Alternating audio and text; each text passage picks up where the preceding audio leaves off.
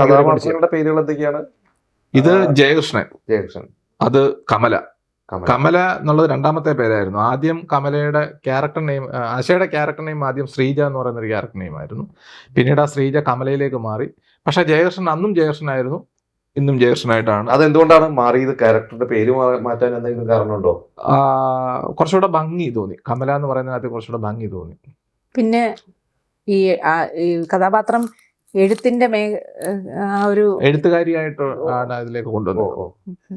കമലാസുരൈ മനസ്സിൽ ഇല്ല, പക്ഷെ അതിന്റെ ഒരു മാനസങ്ങളിലൂടെ ജീവിക്കുന്ന ഒരു കവിയത്രി, ഒരു എഴുത്തുകാരി. സങ്കല്പം.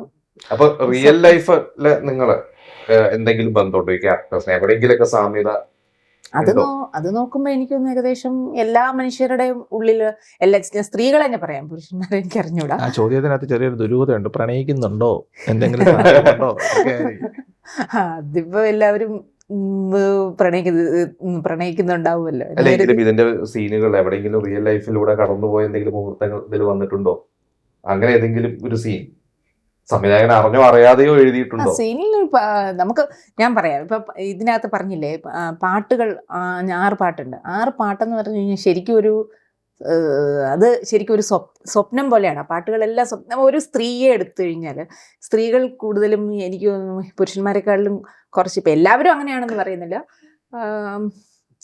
കുറച്ച് എന്താ പറയുക, എഴുതുകയും താല്പര്യമുള്ളവരും വായിക്കാൻ താല്പര്യമുള്ളവരും എനിക്ക് തോന്നുന്നൊരു പകുതി സമയം അവർ ഉണർന്നിരിക്കുന്നതിന്റെ പകുതി സമയം എനിക്ക് തോന്നുന്നു കുറച്ച് സാങ്കല്പിക ലോകവും അതിലൂടെ പോകുന്നവരായിരിക്കും. പക്ഷെ അവർക്കൊക്കെ അങ്ങനെ ചിന്തിക്കാൻ സമയം കിട്ടുന്നുണ്ടോ? ഇങ്ങനെ ഈ സ്ത്രീകൾക്ക് ഇങ്ങനെ ആ ഒരു സാങ്കല്പിക ലോകത്തിലൂടെ പോകാൻ സ്ത്രീകൾക്ക് പൊതുവെ സമയം കിട്ടുന്നുണ്ട്. ജോലി ഇപ്പം കിച്ചണിൽ വർക്ക് ചെയ്യണമെങ്കിൽ വർക്ക് ചെയ്തുകൊണ്ടിരിക്കുമ്പോൾ മനസ്സ് സഞ്ചരിച്ചാൽ മതിയല്ലോ. അത് തന്നെയാണ്. അപ്പം ശരിയാണ്. അപ്പൊ ഈ റിയൽ വേൾഡും സാങ്കല്പിക വേൾഡും തമ്മിലുള്ള ആ ഒരു എന്താ പറയുന്ന ഒരു കോൺഫ്ലിക്റ്റ് ശരിക്കും പറഞ്ഞാൽ ഇത് ഒരു തരത്തിൽ നോക്കിക്കഴിഞ്ഞാൽ ഇത് ബുദ്ധിമുട്ടാവാം. പക്ഷെ ഇപ്പൊ എന്നെ സംബന്ധിച്ചിടത്തോളം എനിക്കിത് കളയുന്നതിനൊട്ടും താല്പര്യമില്ല.